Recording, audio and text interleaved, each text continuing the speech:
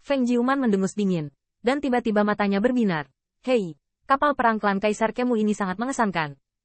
Hei, itu dibangun oleh Dao Jin. Tetua, kamu bilang kita akan mengendarai kapal perang semacam ini untuk merampok, untuk menangkap ikan.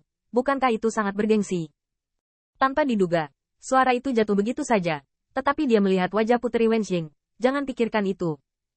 Ini adalah mahar yang dia berikan kepadamu. Dan itu tidak boleh jatuh ke tangan orang-orang biadab ini. Melihat tekad Putri Wenxing, Qin Yichen tidak bisa membantu tetapi tertegun. Dan kemudian memberi isyarat dengan matanya. Hanya untuk melihat Feng Jiuman dengan dingin mendengus dan pergi dengan mengutuk. Ketika Kaisar Ke datang, saya harus meminta kapal dan ini persis sama. Tidak. Lebih baik dari ini. Kapal feri. Setelah itu, 100.000 pembangkit tenaga listrik klan Kaisar Ke semuanya dibawa ke dalam karung. Dan karung itu dibawa ke lengan baju oleh tetua yang buas. Pergilah. Setelah itu, saatnya mengantar mereka kembali ke kota Feng Shui. Sepanjang jalan, Feng Jiuman mencoba berkomunikasi dengan Qin Yichen berkali-kali, dan bahkan menoleh ke belakang dari waktu ke waktu, tetapi dimarahi oleh kedua tetua itu. Masalah ini sangat penting. Jika ada sesuatu, Anda harus menunggu untuk kembali ke kota Feng Shui. Dan di sepanjang jalan, meskipun Putri Wenxing juga memiliki sandera dari istana Yan Huang di tangannya, dia sangat sedih. Ayah takut dia akan mengeluarkan darah banyak kali ini. Qin Yichen berpura-pura mengemudi sesama klan dengan pisau, tetapi di dalam hatinya, dari waktu ke waktu, dia merasakan kekuatan sesama klan ini. Master Anbu dari pengadilan surgawi dianggap sebagai musuh paling tirani yang pernah dia datangi ke alam surga Kaisar.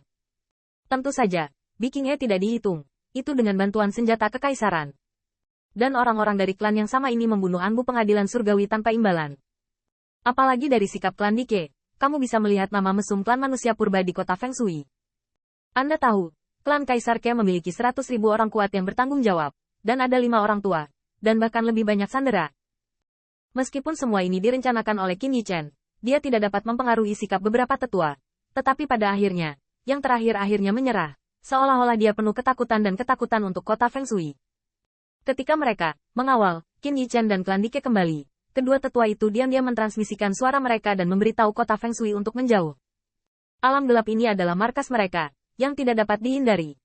Berjalan melalui alam gelap tanpa batas sepanjang jalan, Qin Yichen sedikit ngeri. Dia bisa merasakan keberadaan yang menakutkan di alam gelap, mungkin bukan makhluk. Jika itu hanya kata-katanya sendiri, masih masalah dua untuk mengatakan apakah dia bisa melintasi alam gelap. Tapi untungnya ada dua tetua ras manusia. Bagaimanapun, mereka bisa menjamin keamanan. Sandera, jika tidak bagaimana cara bertanya kepada Kaisar Dike. Sepanjang jalan, Putri Wenxing tampak sangat frustasi, menggigit giginya dari waktu ke waktu. Tanpa diduga, para barbar yang membuat kelompok orang liar ini akhirnya memutuskan tawar-menawar. Dalam pertempuran antara mereka dan Kaisar Surga ini, tidak ada yang mendapat manfaat pada akhirnya. Tetapi para biadab dan nelayan diuntungkan. Tetapi Qin Yichen juga menyadari betapa mengerikan cara kota Feng Shui menghasilkan uang. Ini adalah harta karun dari 100.000 tentara surgawi. Harus ada banyak harta karun untuk Master Anbu, dan bahkan dalam keadaan normal, 100.000 klan Kaisar Ke harus digerebek. Namun, ini semua pasti milik tindakan menjilati darah. Dan Qin Yichen mendengar keluhan Putri Wenqing, tetapi tiba-tiba matanya berkedip, terdengar seperti senyuman tetapi bukan senyuman. Nyonya, mungkin aku punya cara. Tidak hanya raja bisa menyelamatkan kita tanpa mengeluarkan harta, tapi juga menjadi menteri bagi kita. Begitu kata-kata ini keluar, Putri Wenxing tercengang, dan dia bahkan tidak peduli dengan rasa malu dari kayu ini sekarang memanggil istrinya sendiri semakin halus. Kamu, apakah kamu bercanda? Perilaku Qin Yichen sulit, solusinya hanyalah sebuah solusi. Kami harus berdiskusi dengan beberapa tetua klan pada saat itu. Tetapi dalam kasus terburuk, Kaisar akan menebus kami. Putri Wenxing luar biasa.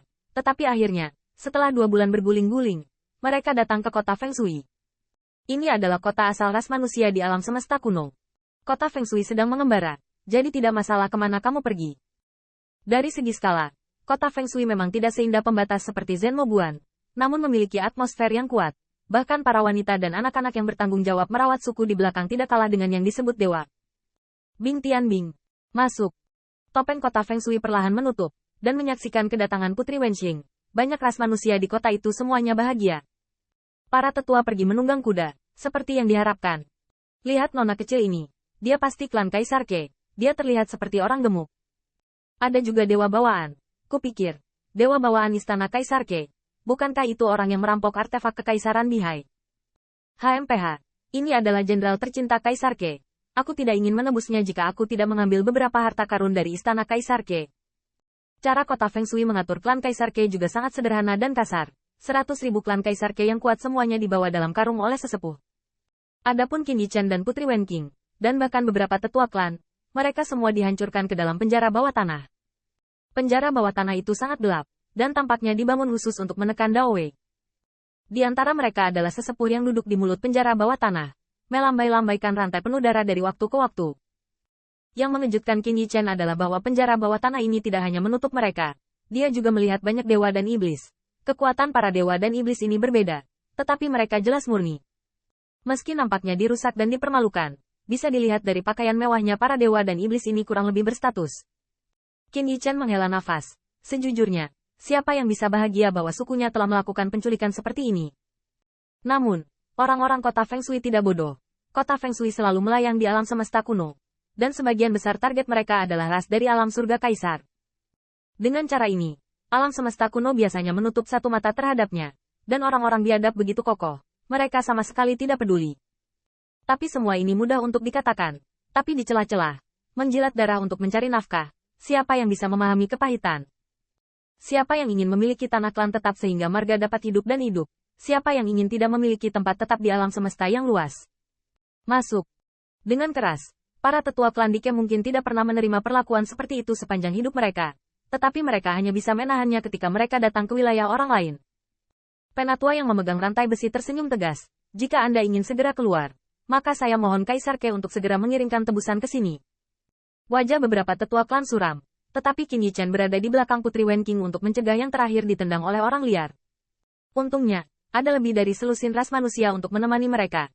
Dalam perjalanan, tetua klan Dike tidak akan membiarkan Jiang Buyong pergi setengah langkah. Ini adalah chip tawar-menawar dari klan Dike. Jika semuanya jatuh ke tangan orang biadab, mereka takut akan menjadi ikan di talenan.